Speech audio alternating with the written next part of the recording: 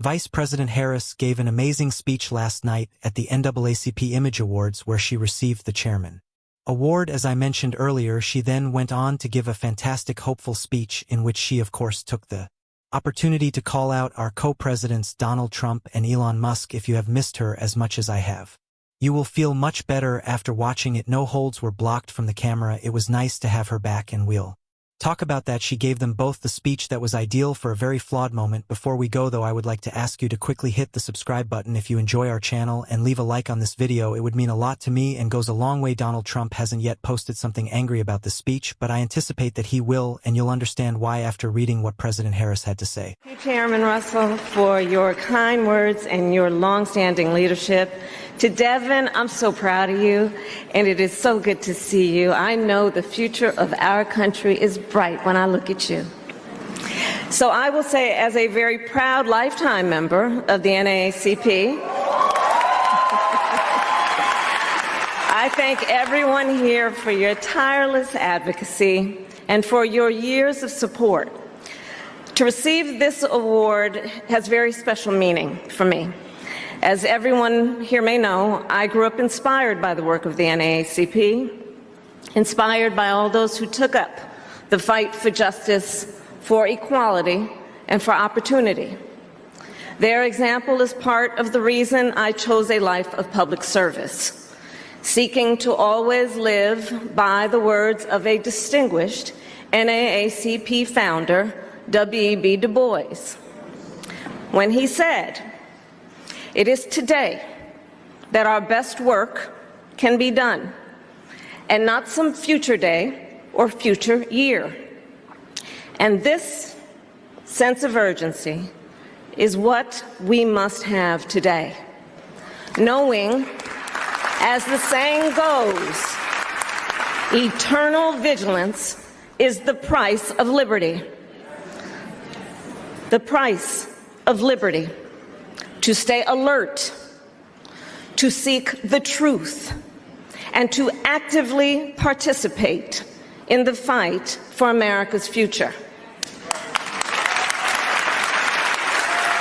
This organization came into being at a moment when our country struggled with greed, bitterness, and hatred.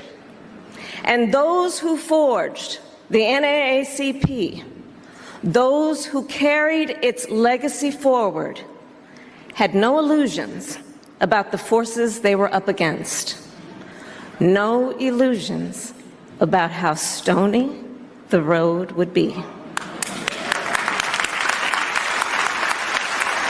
But some look at this moment and rightly feel the weight of history.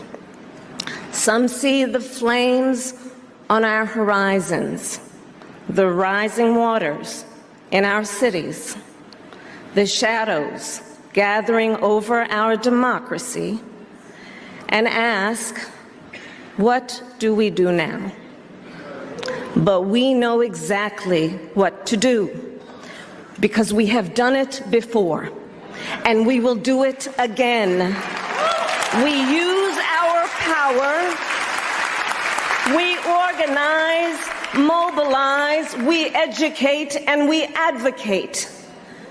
Because you see, our power has never come from having an easy path. Our strength flows from our faith.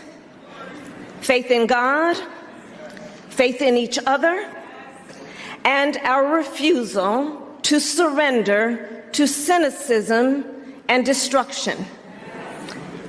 Not because it is easy, but because it is necessary.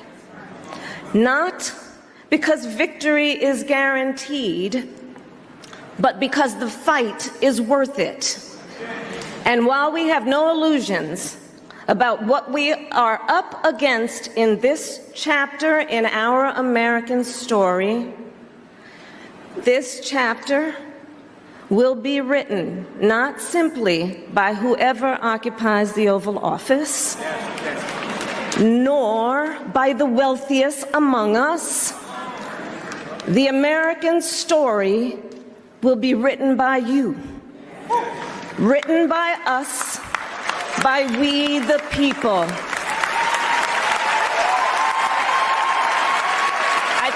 Gut-wrenching to watch not just Donald Trump but Elon Musk tear apart the very fabric of our nation day after day. Every statement they make, every action they take feels like another nail in the car, often of stability, decency, and progress in what feels like an eternity of chaos.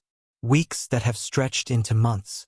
They've dismantled systems meant to serve the people, leaving lives, jobs, and sanity hanging by a thread. And then there's Vice President Kamala Harris, a beacon of hope during last summer's election, a reminder of what public service should look like. She fights not for the wealthiest few or the most powerful corporations, but for us, for everyday Americans struggling to keep their heads above water. That contrast couldn't be starker. On one side, two men obsessed with power and profit; on the other, a leader driven by compassion and principle. But let's face it, America made a colossal mistake this time around. Not you, not me, certainly not Vice President Harris. No, the blame lies with those who prioritize division over unity, greed over justice. It's disheartening, yes, but here's the truth. Harris knows better than anyone that the road ahead won't be easy. It will demand everything we've got: our voices, our courage, our relentless determination to fight back against the forces tearing us apart. One person leading that fight with unmatched passion is Senator Bernie Sanders. He's been crisscrossing the country on his anti-oligarchy tour, calling out the billionaire class and demanding accountability from those who've hijacked our democracy. His words are a rallying cry, a call to arms for anyone who believes in fairness, equality, and human dignity. Let me play you a clip from his speech yesterday. It's nothing short of inspiring. We can take on Trumpism and defeat it. Yes, we can. We can.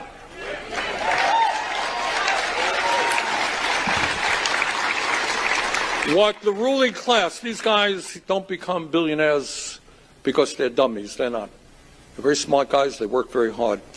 And one of the things that they do, which is very powerful and effective, is they essentially get the word out in one way or another to the people of this country that says, look, we're multi-billionaires. We own the media. We own the political process. We own the company that you work for. We got the power. You don't. And there ain't nothing you can do about it. Your job is to work for us. That's what your job is. And they want to, when they say those things implicitly, what they are trying to do is demoralize the American people and make us feel hopeless. Oh, God, we can't do anything. That's what they want you to believe. It ain't true.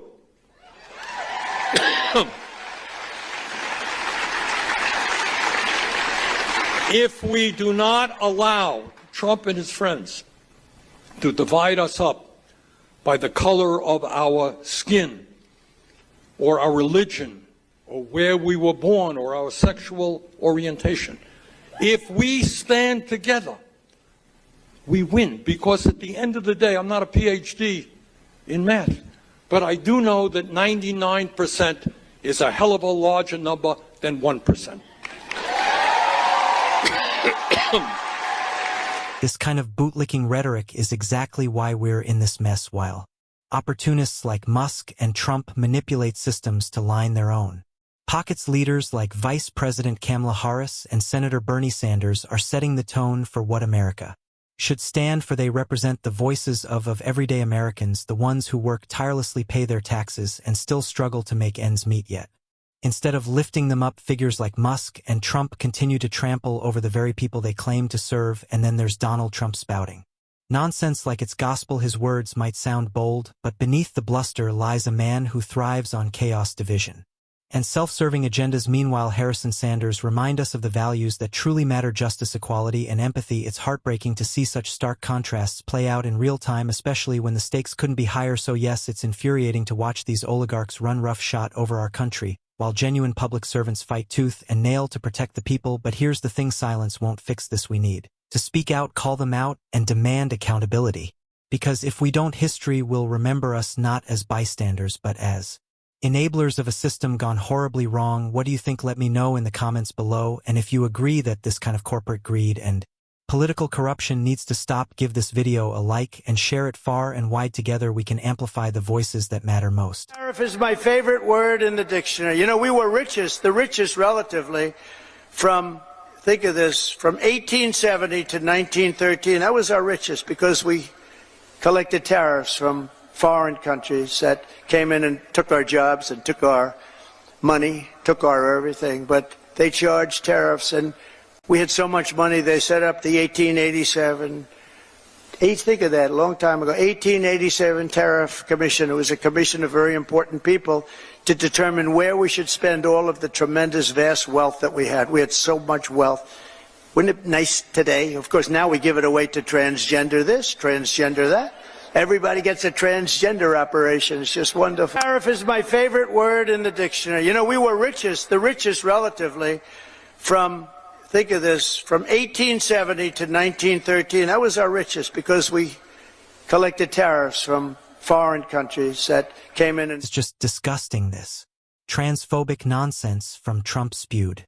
Like it's nothing more than casual conversation, and yet here we are with him as president working hand and glove with Elon Musk to dismantle everything.